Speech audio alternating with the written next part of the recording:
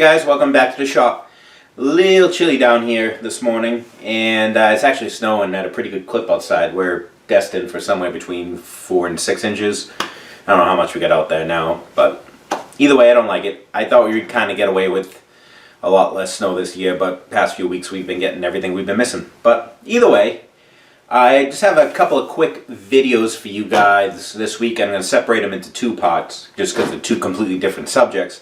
And one of them is on the nickel plate kit that I used to nickel plate the knobs for the toolbox that I showed in the previous video. A bunch of people had asked for that. A couple of people asked for the comments. I got a bunch of emails about it. So I'll throw up a quick video of how those worked. I actually videotaped it when I was doing the box. It just didn't make it into the video because I didn't want the video length to be that long. And then also we need to tram my mill and vise because we're going to be using that a lot on our next project, and we're going to be doing that with one of these Edge Technology doodads here, Pro Trams. I've had this for a long time, I've just never used it, so it'll be your first time using this. We'll get going on this little casting project here in a little while. I just need to order some off-the-shelf parts, some bearings, and some material to make the spindle and things like that. I was just waiting for the beginning of the next month to, pay your bills and see how much you have left to throw at this thing. And also I've been kind of playing around with some new editing software and made a new opening for the video, so if you guys like that, comment down below and tell me what you think. In the meantime, let's get on to the 2 videos. Okay, so this is made by Edge Technology. It is a head tramming system.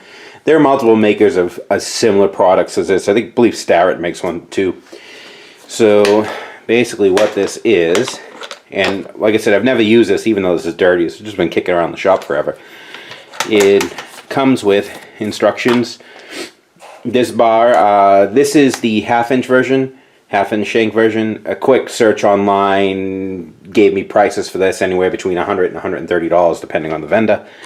So you got the actual tool here, which is basically 2 indicators on an aluminum housing with a pin in there, and that is probably a steel pin. Let me grab a magnet and just confirm that it is steel.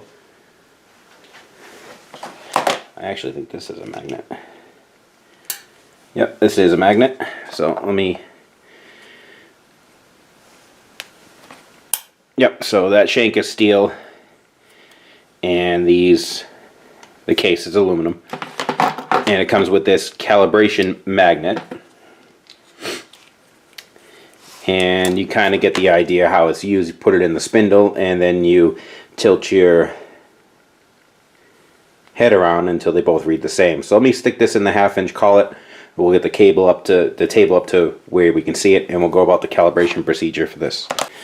Okay, so we have everything mounted in here. What we're going to do is I'm going to reach over you because I'm on the opposite side to the quill, and I'm just going to preload this a little bit. These have a 1/4 inch travel, so I'm going to do about 50 thousandths or so, and lock the quill down. And then we're going to take our little gauge magnet and we're going to slide it right underneath.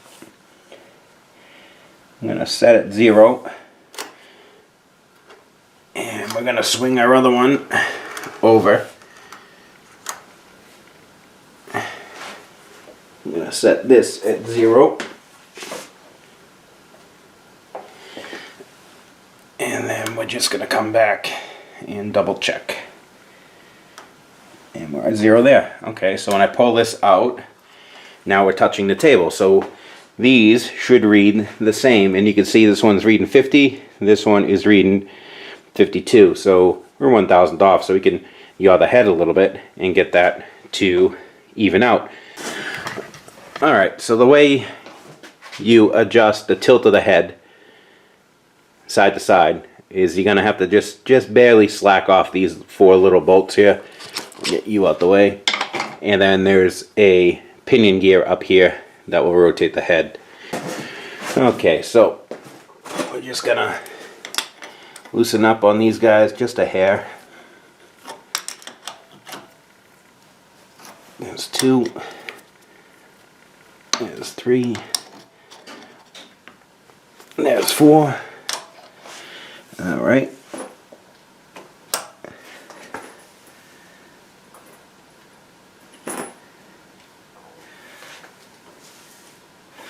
And I'm going the wrong way. Of course, right? Always go the wrong way first. That's just what you do.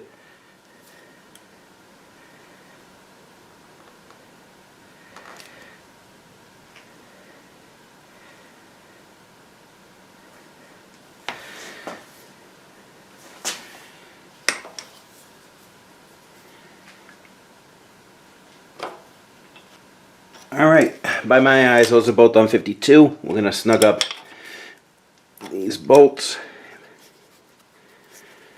And that seemed to have stayed pretty good, so by my eyes, we're pretty damn close there. So now we're going to swing it 90 degrees and do the head tilt in the opposite direction.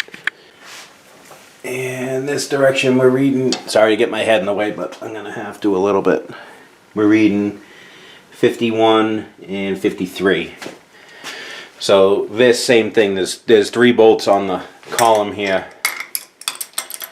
Undo those, loosen those 3, and then there's another worm gear on the top to adjust it. So I'm going to loosen these guys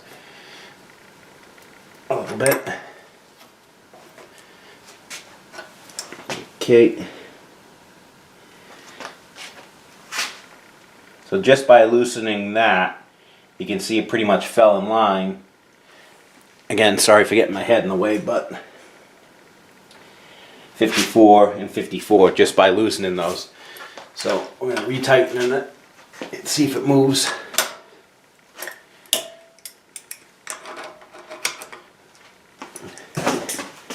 "54, 54.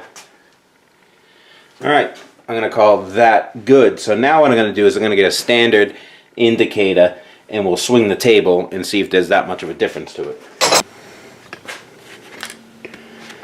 Okay, so now we're going to sweep this table the traditional way. So I have this zeroed right here. So we're at 0, still at 0, plus about a half, plus 1,